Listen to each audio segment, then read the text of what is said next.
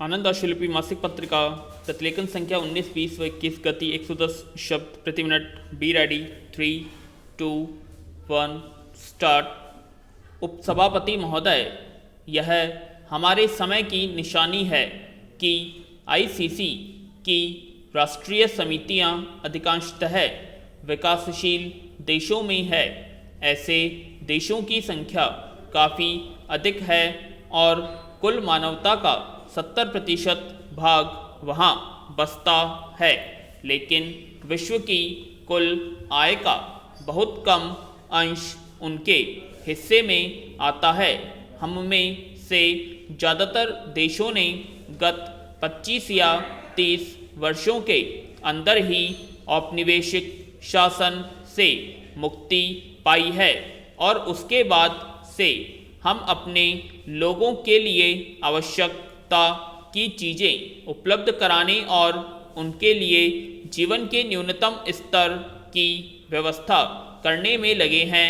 यह काफ़ी कठिन काम सिद्ध हुआ है, विशेषतः इसलिए कि इस बीच इस तथ्य की अपेक्षा करते हुए कि विश्व की शीघ्र चुक जाने वाली साधनों और पर्यावरण पर क्या असर पड़ता है, विकसित देशों की अर्थव्यवस्था लगातार प्रगति करती रही है।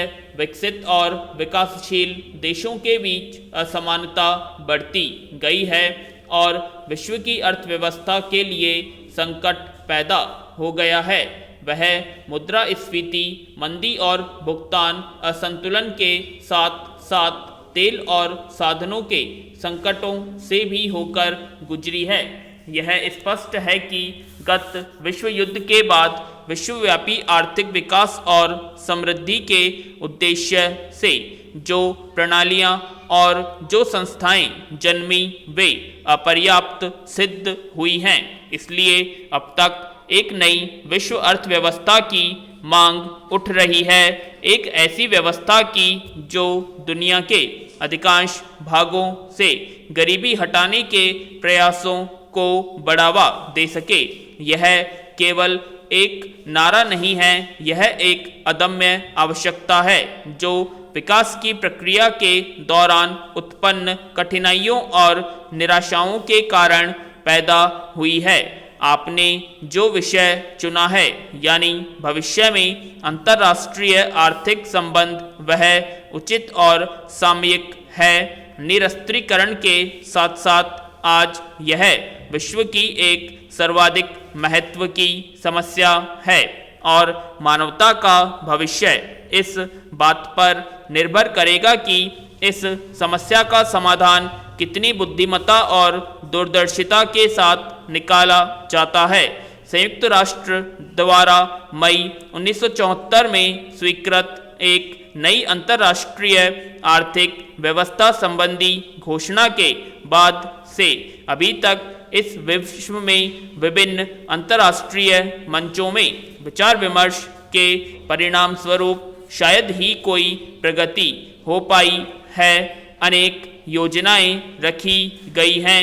आज सवेरे के समाचार पत्रों से हमें मालूम हुआ है कि एक नया लैटिन अमेरिकी नमूना पेश किया गया है। पैरा उपसभापति महोदय, व्यवस्था से लाभ उठाने वालों की परिवर्तन के लिए अनिच्छा को तात्कालिक संदर्भ में ही समझा जा सकता है, क्योंकि अगर सुधार में देरी हुई तो हमें भारी उथल पुथल का सामना करना पड़ सकता है।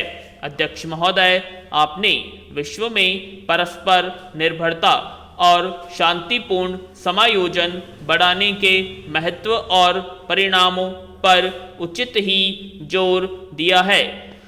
हमारा स्पष्टतः घोषित विचार, जिसे मैं फिर दोहराना चाहूँगी, यह रहा है कि विश्व की समस्याओं का समाधान टकराव से नहीं हो सकता। विश्व समुदाय को मिलजुल कर और शांति के साथ विश्व के समग्र उत्पादन और उपभोग के बीच ऐसे संतुलन की खोज करनी होगी जिससे प्रत्येक राष्ट्र को उसका उचित हिस्सा मिल सके। मेरा विचार है कि विश्व समुदाय को दशक की समाप्ति से पहल निरस्त्रीकरण और अंतर्राष्ट्रीय आर्थिक संबंधों के बारे में किसी निर्णय पर पहुंच जाना चाहिए। पैरा मुख्य प्रश्न बुनियादी प्रौद्योगिकी है, यानी यह है कि हम कैसा भविष्य चाहते हैं।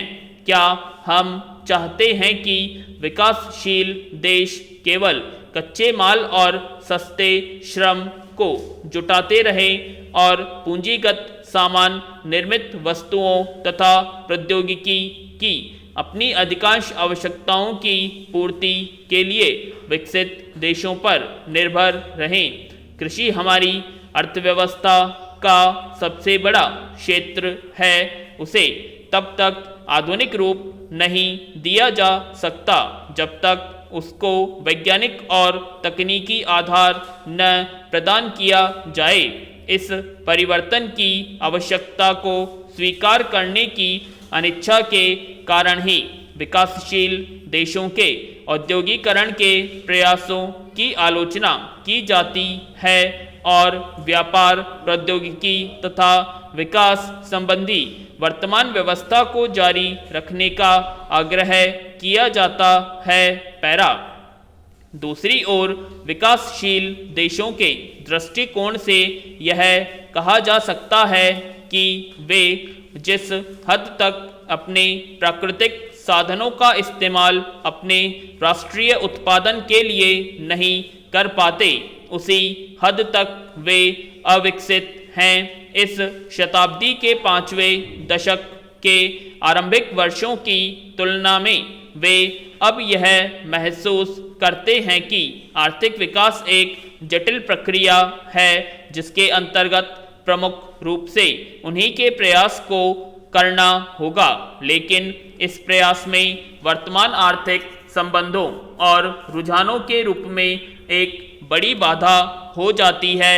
आपने कहा कि एक के बाद एक कई देशों ने अपने लाभ की दृष्टि से बहुराष्ट्रीय निगमों का सहारा लेना चाहा, लेकिन वे इसमें अपरिहार्य कारणों से सफल नहीं हुए। पैरा उपाध्यक्ष महोदय, स्वास्थ्य मंत्रालय की अनुदान की मांगों पर विचार करते समय यह स्वाभाविक है कि हम देश में स्वास्थ्य की कमी के कारण जो कारण हैं और उनके निराकरण के लिए जो अपर्याप्त सुविधाएं हैं उनका विचार करें। भोजन, वस्त्र, निवास के पश्चात रोग की चिकित्सा की व्यवस्था अत्यंत आवश्यक है। हमारे ऋषि मुनियों ने ऐसे भारत की कल्पना की थी जिसमें सभी निरोग होंगे। पैरा यह कहकर उन्होंने इसी स्थिति की ओर संकेत किया था।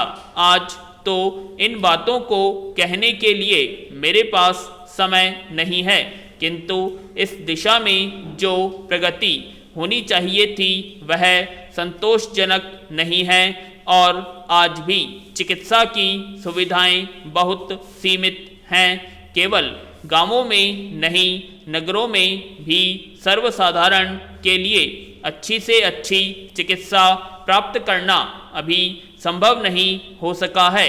यदि हम दिल्ली का ही विचार करें और केवल तपेदिक संबंधी आंकड़ों को देखें तो हमें पता लगेगा कि कम से कम दिल्ली में 25,000 मरीज ऐसे हैं जो तपेदिक की बीमारी से पीड़ित हैं, लेकिन अस्पतालों में केवल 1200 बिस्तरों की व्यवस्था है। पैरा कितनी कमी है इसका सहज ही अनुमान लगाया जा सकता है।